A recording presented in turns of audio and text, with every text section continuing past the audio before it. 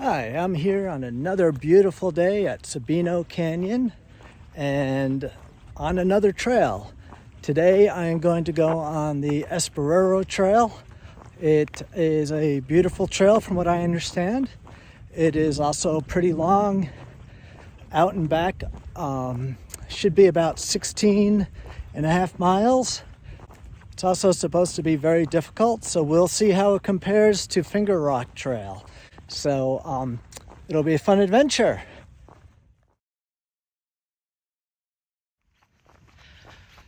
I started at the parking lot, and I am not starting at the beginning of the trail.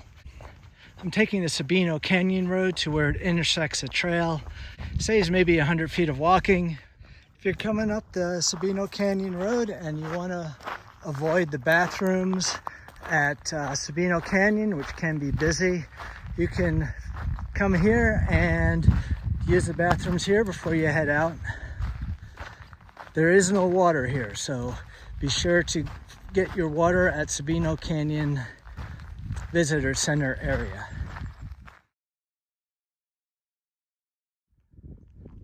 So if you find yourself at the bathroom, you can just head across down towards this picnic area and to the right just a little bit, to the right a little bit, and then you'll make a left and you will be hitting the trail, and you want to head off to the left.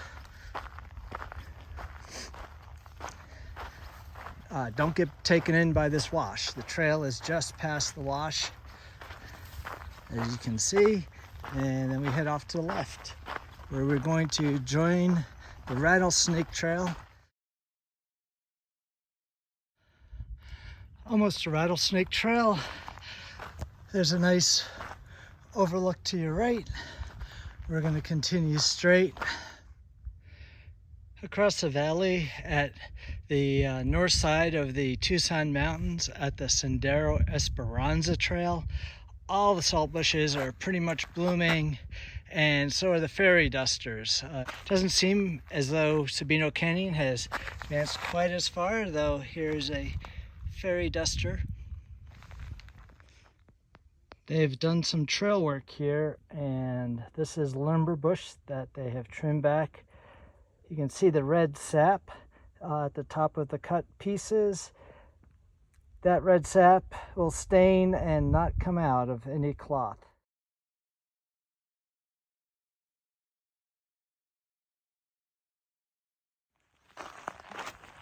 At 1.2 miles, I have passed the Rattlesnake Trail and am now heading up on the Esperero Trail.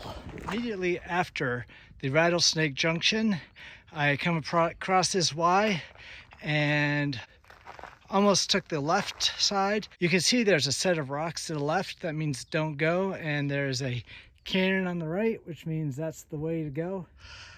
At 1.5 miles, just finishing climbing up a steeper section.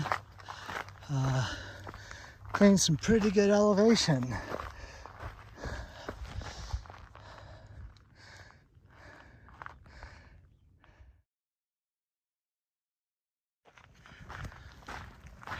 "1.7 miles in, and it has flattened out. Since we're heading up into the mountains, I've prepared for some cold weather. If I'm not out in time, it'll get windy. Very quickly, we are descending into this canyon. Get great views of Tucson and up into the Catalinas. Again, more climbing.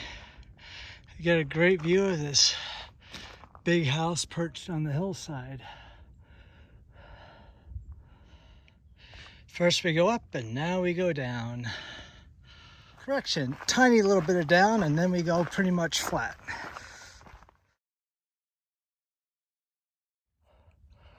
Okay, I'm at 2.8 miles, and after that last flat part, I've been heading uphill. I believe I'm in the part that is all uphill from here on out. It's pretty nice crisscrossing the canyon, pretty much at level, so not any extra up and down to do that, and it's pretty nice. A little bush that appears to have been nipped by the frost. Did begin to see some shin daggers. I hear there's a field of them coming up, so something to look forward to. Okay, here's a conundrum. You have the cairn. We come up here. There's a path that goes to the right. It's traveled, and a path that goes to the left.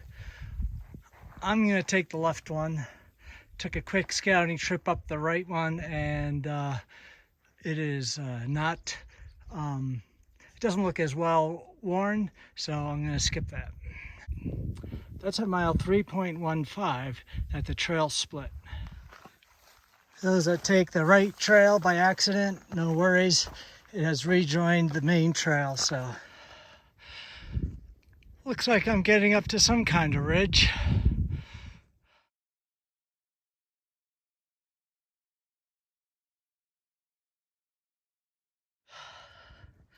.7 miles, coming upon this. Looks like a trail up to the right, to the left. Again, it goes to the left, so you're going to be following the side of the hill. That's where we were just a few minutes ago. About 4 miles in, and the going's pretty easy. Looking at the blackened trees from the bighorn fire. Took out a lot of stuff, mostly just grasses now. At about 4.2 miles, beginning to descend quite a bit down to this canyon.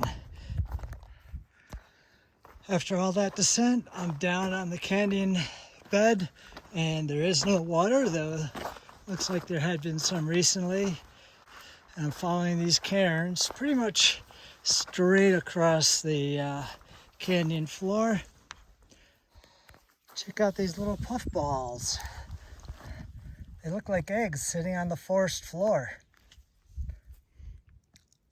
A little snack break at 4.8 miles. We keep crisscrossing this canyon bed, and I'm just following the cairns, but pretty much it has been straight through. Slightly different here. This is the third crossing since we've descended, and got a slight jog to the right. There's a nice cairn here showing me the way. Definitely did some work since a bighorn fire. You can take a look. They've cut this tree that was lying across the path. If you look closely at the cuts, you can see lots of little cuts. That means that was cut through with a handsaw. I'm 5.4 miles in, and came across something that's weird. Looks like the trail goes to the right there. Maybe people camp there, I don't know. I'm going to go to the left, even though it looks like I'm backtracking a little bit. I see cairns here. I don't see them to the right.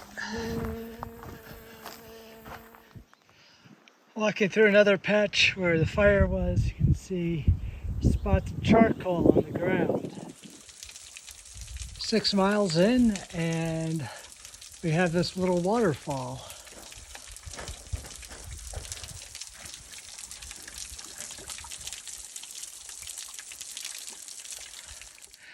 After mile 6, trail's a little bit harder to find on occasion and not as maintained, I guess. Definitely not as well traveled. It's kind of hard. You gotta look around and look for stone cairns and see what else you can see. Here's one tucked behind trees that indicate we should go this way.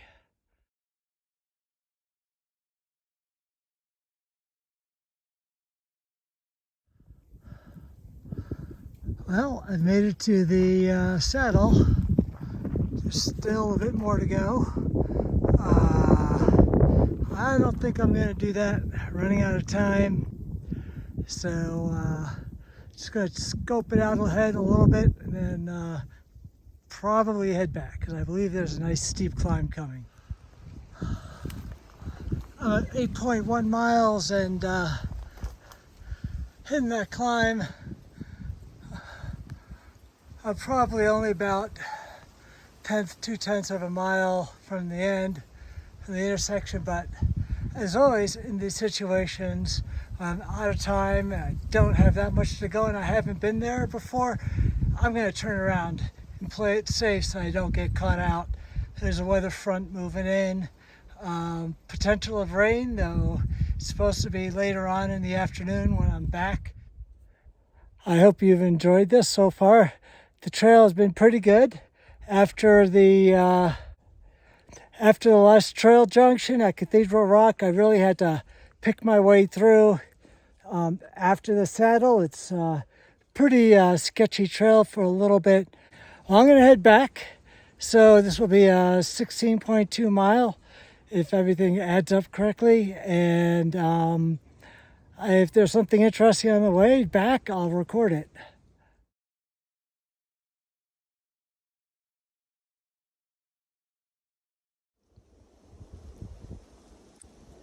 Looking at these two divots in the ground, a little bit of pile of debris behind them, right next to each other, about the same size and shape. The only thing I could think of is that it's a legendary jackalope that I hear can jump 30 feet in one try. So I think I found definite evidence that it's an actual thing.